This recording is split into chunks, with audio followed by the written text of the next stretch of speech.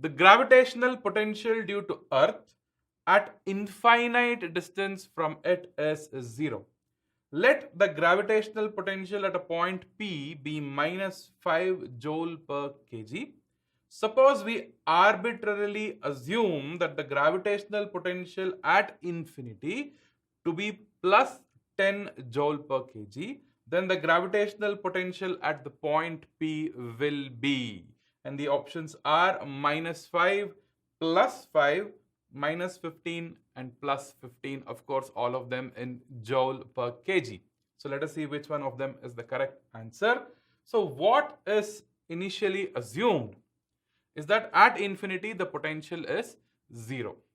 Then at point P the potential turns out to be minus 5 joule per kg. Right? Now if we assume the potential at infinity arbitrarily to be equal to 10 joule per kg plus 10 joule per kg, then what is the potential at point P is what is asked for. Well, what you have to realize here is that as far as the gravitational potential is concerned, its value depends on the scale that we choose. Correct? So initially the potential at infinity was 0, and that was the scale we chose to find out potential at different points, because eventually we will only find out the potential difference. So potential difference is equal to potential at point P minus potential at infinity, and we have chosen potential at infinity as 0 and potential at point P turned out to be minus 5. So there's a particular potential difference. Now if we change the scale, the potentials at infinity and P might change, but potential difference will not change. Potential difference is independent of the scale that you choose. Potential values, individual potential values depend on the scale, but we will never be able to measure absolute potential at a point. We will only be able to measure potential difference between 2 points, and that potential difference is independent of the scale that you choose. And this is the exact idea we are going to use to solve this particular problem.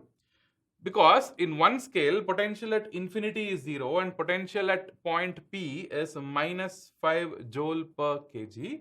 So I will have V infinity minus Vp as the potential difference between those 2 points in this particular scale, which turns out to be V infinity being 0 minus of Vp being minus 5.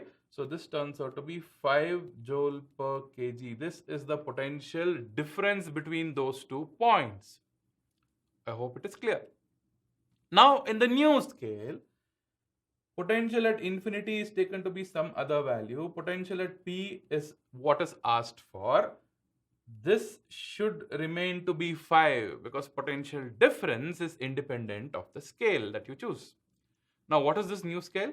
At infinity, we have chosen the potential to be plus 10. Remember, minus Vp prime is what we are after. That should be equal to 5. So what is Vp prime, guys? It will be 10 minus 5, which is plus 5 joule per kg. That is the required answer for this particular question. The answer is the potential at point P will now be plus 5 joule per kg, but the potential difference will turn out to be the same as in the first case, which was 5 joule per kg. Clear? So which is the option that agrees with our result? Yes, it is option B. Gravitational potential and field respectively in a region. Then choose the wrong statement. Option A, Vg is equal to 0, Eg is equal to 0. Option B, Vg not equal to 0, Eg equal to 0. Option C, Vg is equal to 0, Eg is non-zero. And option D, Vg and Eg both are non-zero. So the way we are going to solve this question is to consider instances. Okay, consider instances at which any of these options is a possibility. And if I could supply an example in which the given option is a possibility, then it has to be right. So let us try to find examples at which these particular options are a possibility. three of them will turn out to be a possibility, and you can never find an example for the fourth one, and that is your answer for this particular question, because they have asked then choose the wrong statement. Great? Deal? Let's start. So VG is gravitational potential, EG is gravitational field. And what does option A give you? VG is equal to 0, EG is equal to 0. Isn't it? Now let me take a point mass. And let us consider a point which is at infinite distance from the point mass. What is potential due to a point mass? Well, it is minus gm by r. And when r is infinity, what is the potential? 0. So at infinity, Vg is equal to 0. What is the gravitational field due to this mass? Minus gm by r square. R is again infinity. So Eg is also equal to 0. So for a point mass at infinite distance from the point mass, Vg is equal to 0, Eg is equal to 0. So this is a possibility. Agreed? Which is the second option? Second option, Vg non-zero, Eg 0. So let's write that down. So Vg non-zero, Eg 0. Well, for that, what I'll do is I'll consider two point masses, two identical point masses, and consider the point at the midway. Now, what about the gravitational field? Well, if I place a plus 1 kg mass here, I will have the first mass attracting it with a field E, which is equal to gm by r square, where r is the distance. This distance is also r because it is midway. And this will also attract it with a field minus gm by r square, or gm by r square in magnitude. And what happens to the net field? 0. So Eg is definitely 0. But what about potential, guys? Potential is minus gm by r. So both the masses are contributing negative potentials at point P. So there is no way potential can cancel out. It's a scalar. Keep that in mind, right? So therefore, Vg is non-zero. So this is a possibility. Agreed? Now, let's look at the fourth option first. Vg not equal to 0, Eg not equal to 0. Because that's an easy one, because we've already done that. Now, instead of considering point at infinity in the first case, let us consider a point at a distance r from the point mass, right? So, what is Vg there? Minus gm by r. What is Eg at that point? Minus gm by r squared. So that means Vg is also non-zero, Eg is also non-zero. So your fourth option is also a possibility. But the third option, Vg is equal to 0, Eg not equal to 0. Well, can you find an example for that particular case? Well, it's not going to be the case. Why? Because for a point mass, if I consider infinite distance, Vg is 0, Eg is also 0. So there is no way you can find a point inside the infinite space, because whatever mass you have, any mass, any gravitational mass you have, it will all contribute to negative potentials at that point. So there is no way potential can cancel, except for cases wherein the potential at infinity goes to 0, but at that cases, Eg also goes to 0. Agreed? So there is no way we can have Vg equal to 0 and Eg not equal to 0. This is not a possibility. It should be 0, right? So that is not at all a possibility, and hence that option is the wrong statement. That's the required answer. You can never have Vg equal to 0 and Eg non-zero. Never ever. It's a possibility. So which is the option that agrees with that result? Obviously, it's option C. The gravitational field due to a mass distribution is given by E is equal to K divided by R cube in the X direction. Taking the gravitational potential to be 0 at infinity, Find its value at a distance x from the mass distribution, obviously. Options are option A, k by 2x square, option B, 2k by 3x square, option C, minus k by 2x square, and option D, minus 2k by 3x square. These are the options. So let's see which is the correct option. What is given to us is the field, the gravitational field equal to k by r cube. Now, in order to find the potential, we are going to use the relation that E is equal to minus dV by dr. But now I'll be solving for dV here, which is equal to minus E dr. As simple as that. Correct? All we need to do is substitute E and integrate and get our answer. Let's do that. So integral dV will be minus integral E, which is k by r cube into dr. Now we'll integrate it from infinity to a distance x that is asked for. So at infinity, potential will be V infinity. At r or at x, let's say the potential is V. Integral dV is V. Upper limit is V, lower limit is V infinity. Done. Minus k is a constant, comes out of the integral. I'll have integral r to the power minus 3 dr. So integral x to the power n dx is x to the power n plus 1 divided n plus 1. But we don't have to write the constant of integration here because it's a definite integral, infinity to x. So let's do that. So it is equal to minus k into r to the power of minus 3 plus 1 is minus 2 divided by minus 3 plus 1, which is again minus 2. Minus into minus gets cancelled. So I will have k divided by 2 into r to the power minus 2 can be written as r squared. And don't forget the limits, infinity to x. Same is true here.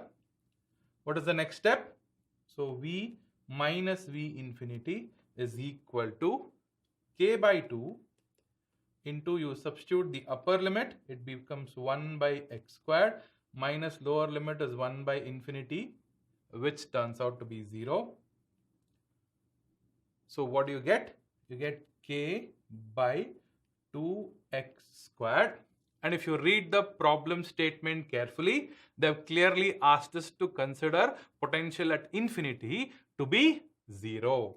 So V infinity can be considered to be 0. Then the potential at a distance x turns out to be k by 2x square. Yes, this is the answer we are after. The potential is k by 2x square at a distance of x from the concerned mass distribution. Agreed? So which is the option that agrees with our answer? Well, it is option A.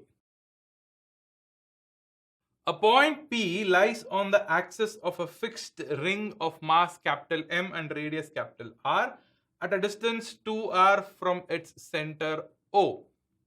A small particle which is at rest starts from point P and reaches O under the influence of the gravitational attraction only of the ring. That's obvious. Its speed at O will be. And the options are given. You can have a look at them and we'll have to find out which is the right option among them. So let us start.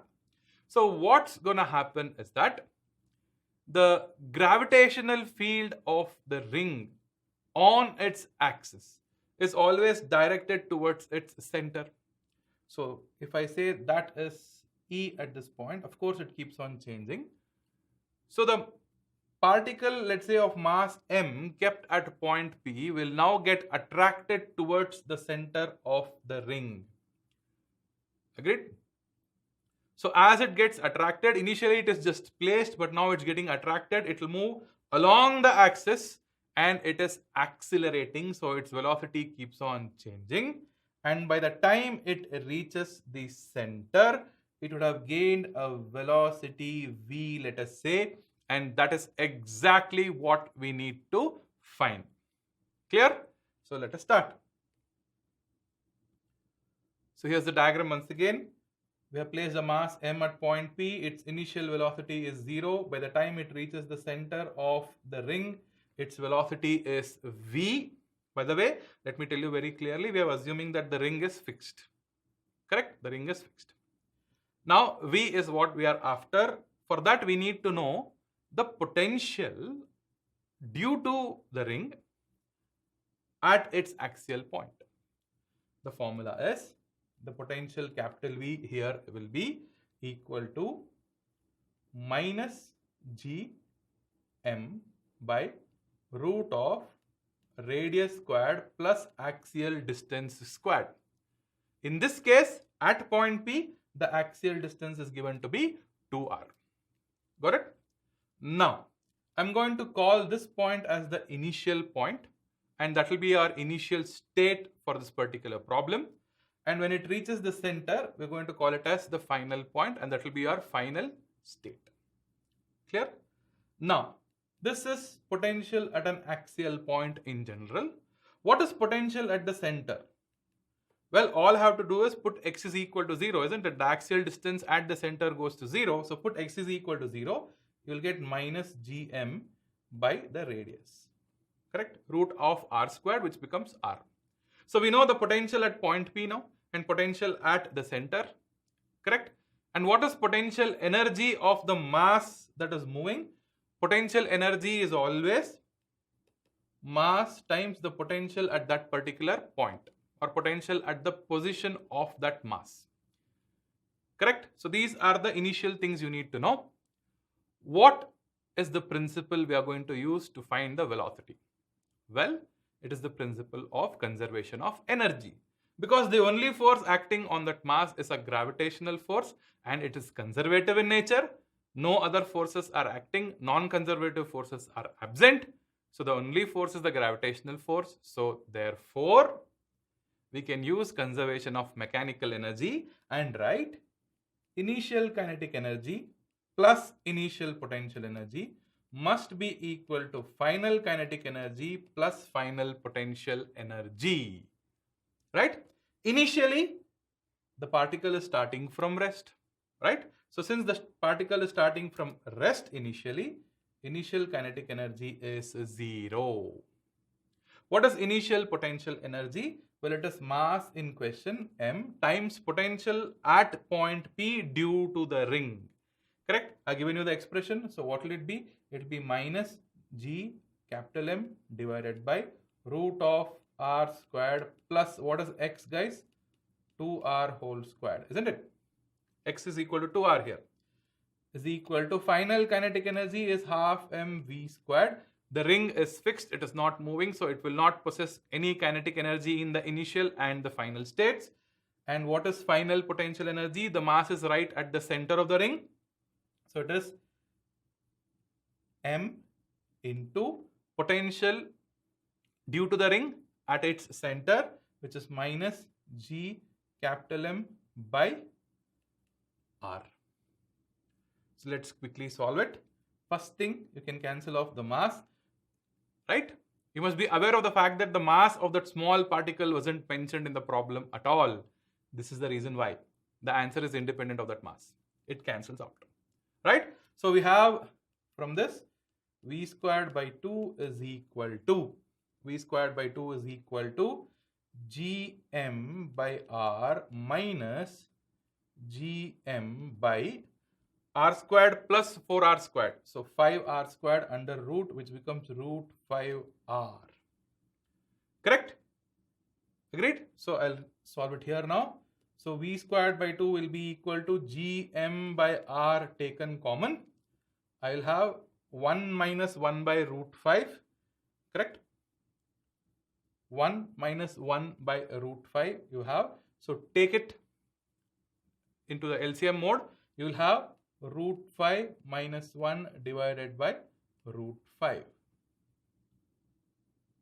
So what is v squared finally? It is 2 Gm by root 5r into root 5 minus 1, and you want v, it will be square root of this entire thing. This is the required answer for this particular question. V is equal to root of 2gm by r into 1 minus 1 by root 5. Not a problem. We have just taken the LCM here. So that is the required answer. And which is the option that supports our result? Yes, it is option A.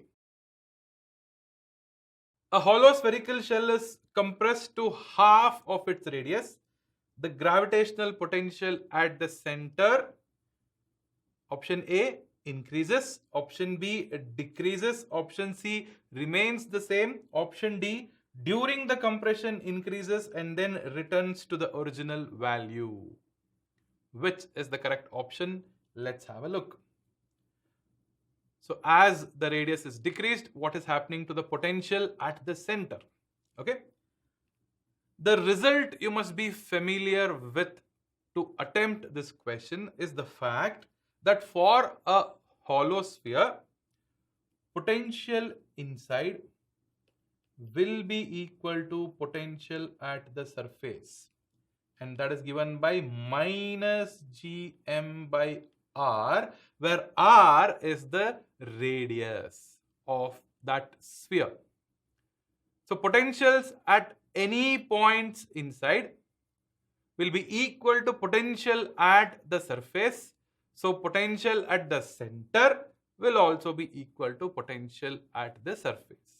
So we are looking at the potential value minus gm by r. Okay.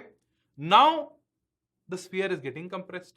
So initially it was minus gm by r. Now it is getting compressed to r by 2. So finally potential at the center will be minus gm divided by r by 2, which will become minus 2gm by r.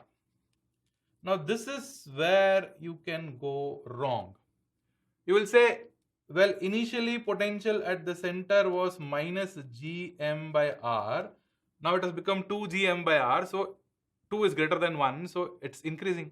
No, there's a negative sign also. So initially, for example, if it was minus 10, now it will become minus 20. And minus 20 mathematically is less than minus 10. Correct? So though physics wise you would have written gm by r, if you forget that minus sign, then mathematics will be a problem for you. Okay? So since there's a minus sign, though the magnitude is increasing, because of that negative sign, the potential decreases. And as it is getting compressed, of course the radius goes on decreasing. And since radius is going on decreasing, the value of the potential is increasing, but then minus sign makes sure that it is decreasing. So it decreases continuously until you go from r to r by 2. Right? So it continuously decreases. That is the answer we are after. So the potential at the center goes on decreasing. Potential at all points inside the sphere goes on decreasing, because potential inside is equal to potential at the surface. The radius is decreasing. And there is a minus sign. Keep that in mind. That's a very important idea. So the answer is it decreases. It continuously decreases. And the option that supports this answer is option B.